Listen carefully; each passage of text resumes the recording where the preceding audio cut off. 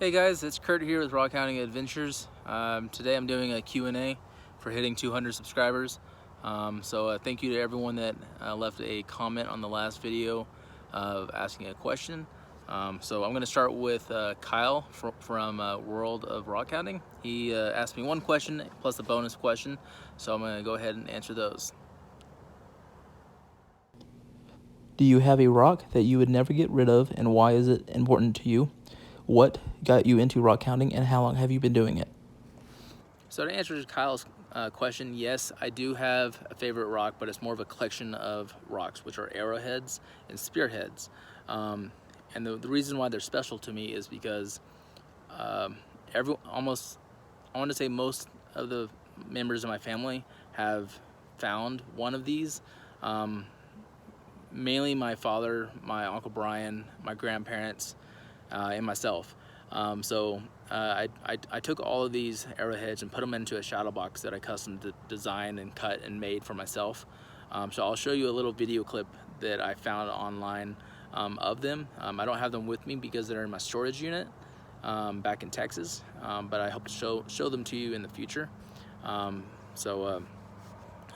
Pretty much to answer the other question, I've been a rock hound my entire life.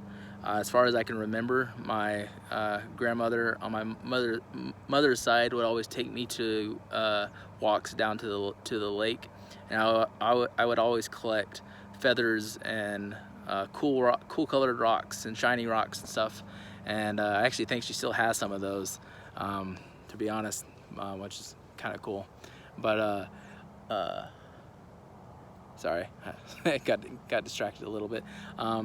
And then my father would always take me on these fishing trips on Lake Travis, and we would always go kayaking or canoeing and go do a little bit of fishing, and then get out on land and look for some arrowheads.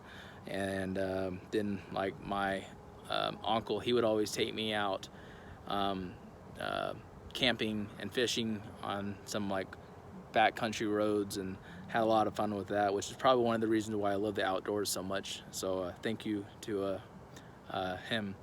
And there's just a lot of really good memories that also goes into my favorite arrowheads that are in that shadow box.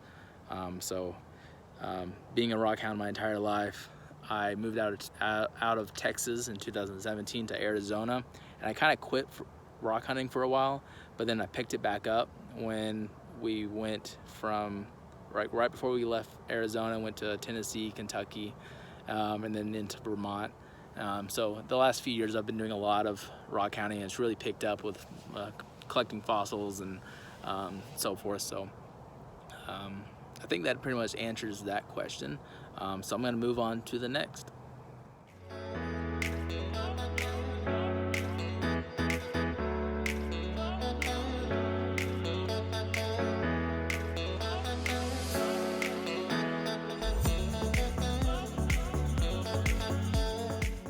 What's your favorite find, and what state did you find it in? So to answer Agadad's question, I do have a favorite stone. I actually have two of them with me. The first one is a piece of chalcedony. I think it was like a spearhead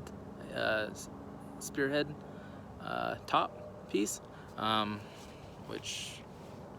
pocket is it in? It's this piece right here. I made it into a nice little pendant, so that way I can keep it with me.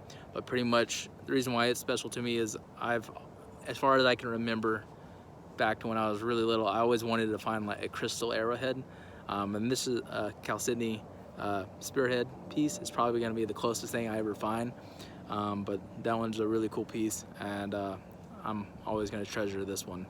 And then the next one, this one is from Vermont, and I'm not 100% sure what it is. As you can tell, it's green, but I've been told that it was Pediarite and olivine. I'm not sure if I'm pronouncing that right, but it just the color isn't what I've seen online. I'm leaning a little bit more towards lizardite, which is a crystal in the serpentine family. I'm gonna zoom in and get a little bit better light, and I'll show you this one in just a second. So like in a dark room, you can put a flashlight underneath this, and it around the edges where it's more translucent, it lights up like a nice lime green. It's really beautiful. I'm trying to see if I can focus in.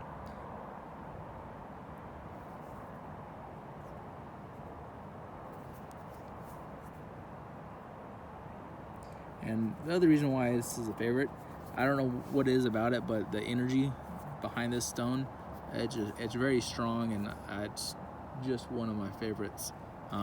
So it fits in my hand perfect. I don't really know how to explain it. The energy behind it is just really interesting. So yeah.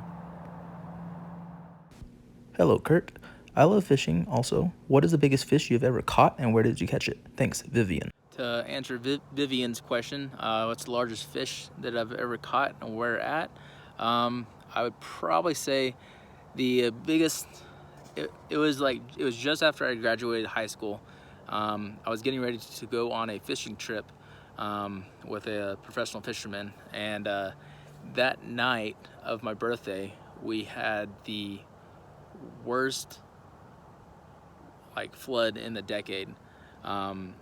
So I mean, we got 14 inches within 8 hours of 14 inches of rain within 8 hours, and I remember the fisherman guide called my mother at 4 in the morning saying the trip's canceled, and we were on national news because the town was so flooded. It was crazy.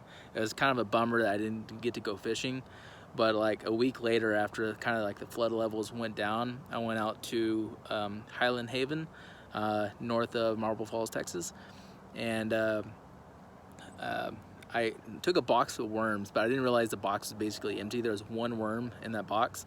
So I went to this place where my family and we've always fished, over by Camp Champions, and I kept throwing in just little bitty chunks of this worm. I mean, chunks like that, probably 3/8 of an inch to half an inch, for the length of the worm. I just kept putting in, and perch kept sucking the worm off, and it was getting frustrating. So I got down to the end of the worm, which was probably a good 3/4 of an inch, and I wrapped it around the hook multiple times and kept throwing it out underneath this person's dock, and I caught 3 perch on that one worm, and that last perch still didn't eat it. There was still probably 1/4 of an inch of worm on the hook, and the hook was a perch hook. It was not a big hook whatsoever. So I took that, I took it and threw it back out there, and it just sat for probably 15-20 minutes, and then all of a sudden I was gonna just see if maybe a perch sucked the worm off again. So I started to pull on it, and it was acting like it was stuck, and it was not coming loose. So then I kind of grabbed the fishing line and pulled on it with my hand, and then it just took off, and it kind of gave me that burn on my fingers, and I ended up reeling it in 10-15 minutes later, and it was this massive, I think it was a 20-pound yellowcat. I made the local newspaper, but it was a massive yellowcat, and I'll show you a picture that I found on Facebook in just a second. But whenever I caught it, that was the biggest fish I've ever caught in my entire life. I was so excited, so I was shaking like crazy, and normally when I catch catfish or bass or whatever, I put my hand into their mouth and to hold them, but with that fish being so big, when I put my hand in its mouth, it clamped down, and so I wasn't sure how I was going to get the fish out of the water. So what I ended up doing was just dumping my ice chest out, and then I scooped my ice chest into the water, scooped the fish up, cut my line, and I was done for the day. I was so happy. So it's a fun story to remember, but I'll show you the picture in just a second.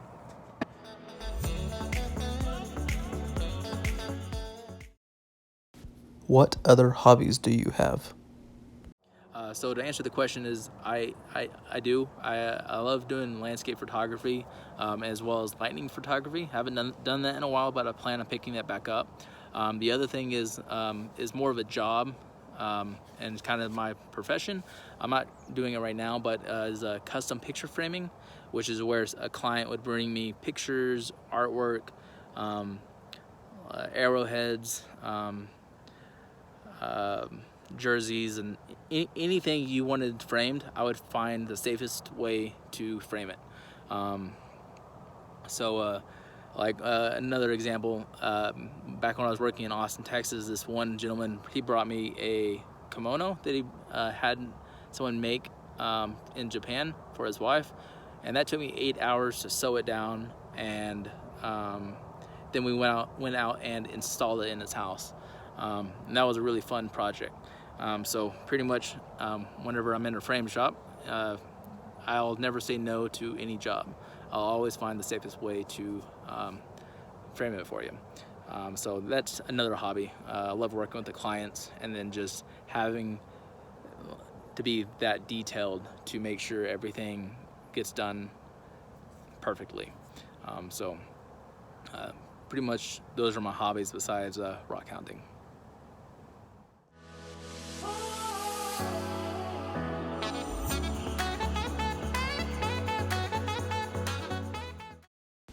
When you're home looking at your rocks, what color attracts you most? So to answer rock hounding life, pretty much when I'm going through my collection, anything that is red, blue, or green probably are the main colors that catch my eye. And even though I've looked at it whenever I found it, I'll still pick it up and just look at it and analyze it for like an hour straight. Sometimes when I'm really bored, I'll go out and just look at my collection and then just sit there and just go through it, even though I've already found it and I already know what it is, I already know all the information about it. I just re-look at it and just kind of hold it like my precious. So yeah, hope that answers it. How did you get interested in rock hounding, and where is your favorite place to search for rocks? So to answer Northwest Rock Explorer, pretty much I got interested in the hobby when I was extremely young. My grandparents would always take me out and go out rock hunting, or just take me to the lake, and I would always pick up crystals or anything shiny, anything even like duck feathers, goose feathers, and just pick them up. And so I would always collect at the lake, or when I would go visit family members, while everyone's inside hanging out and stuff, I'd always be outside looking at the ground, picking up anything that I thought looked cool. So pretty much been a rock hound my entire life, going on all the camping, hiking trips my uncle would take me on. One time we found a buried cavern out between like Austin and in kind of in the Texas Hill Country, near I think like Lago Vista. I can't remember the exact location, but there was just a lot of hiking trips and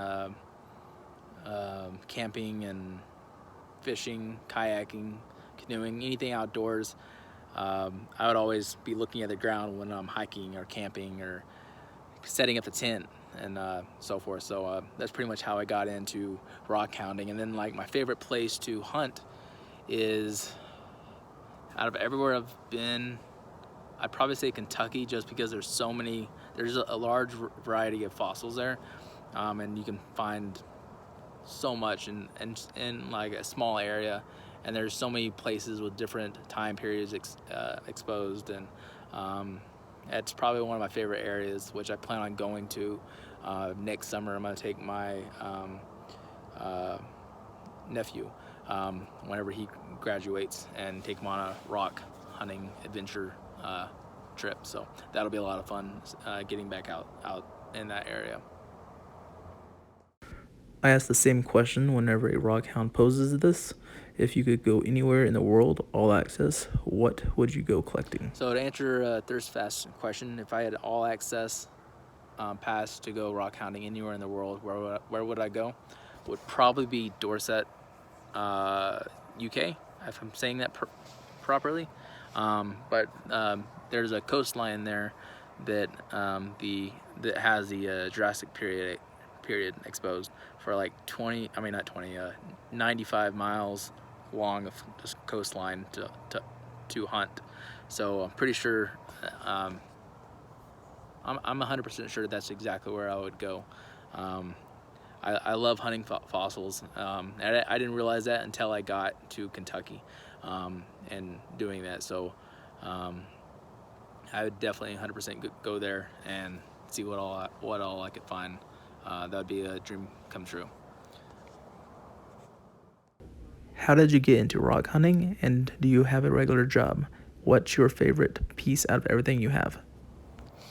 So to answer Manasee Rock's question from Instagram, well, I've already answered the question a couple times, but pretty much every time I've gone out hiking, camping, fishing and stuff with my family, since as far as I can remember, we would always go down and hunt for arrowheads back in Central Texas in the hill country. And so that pretty much started my hobby for collecting rocks and taking walks with my other grandmother down to the lake, collecting random stuff that I found. And then to answer your other question, I don't have a regular job right now. The only job I have basically is pushing YouTube, and even though I'm not really making anything from it, but it's a lot of fun, and chatting with you guys and going on all these adventures and learning stuff from y'all, watching y'all's videos. And then I just got a tile saw and tumbler, so I plan on doing a lot of those videos over the winter, and then making hand-wrapped jewelry and pendants to make a little bit of money. I guess that's my job until the pandemic is over. I did have a at the beginning of the year, I did have a regular job. Pretty much my entire, I guess, like 15 years I've been working, I've been doing professional custom picture framing, which I also mentioned in a previous comment. But I, for the last 3 years, two to 3 years, I've been traveling around working with Michael's craft store in custom framing, working from part-time to full-time to managing for them in Kentucky, and just kind of traveling around doing that. And that's another reason why I was doing so much rock hounding in different states, is because I was moving around so much. And then once I got here to Colorado, I picked up a new job for custom glazing, which was installing custom windows, doors, and in custom homes out there in Aspen, Basalt, and in that area. And that was kind of I was learning that trade for a while, and then the pandemic took place, and 2 months after starting that job, I was let go. But I also, my boss wanted me to come back, but I didn't feel it was safe, since I'm in the high-risk group for the COVID-19. And but he said as soon as I feel safe to return, he would definitely hire me again. And he checks in from time to time to see how things are going and so forth. So, and then the last question you asked was, what is, out of everything, what is my favorite rock? And I would probably say the shadow box of arrowheads that I also showed in a previous comment. So I hope that answers everything. And if you'll have any other questions for me, comment down below and I'll definitely answer them. But until next time, I hope you'll have a fantastic week. If you're new here, please like and subscribe if you enjoy my other content. And I hope to keep pushing out videos, and hope everyone enjoys. So hope you have a good week. Peace.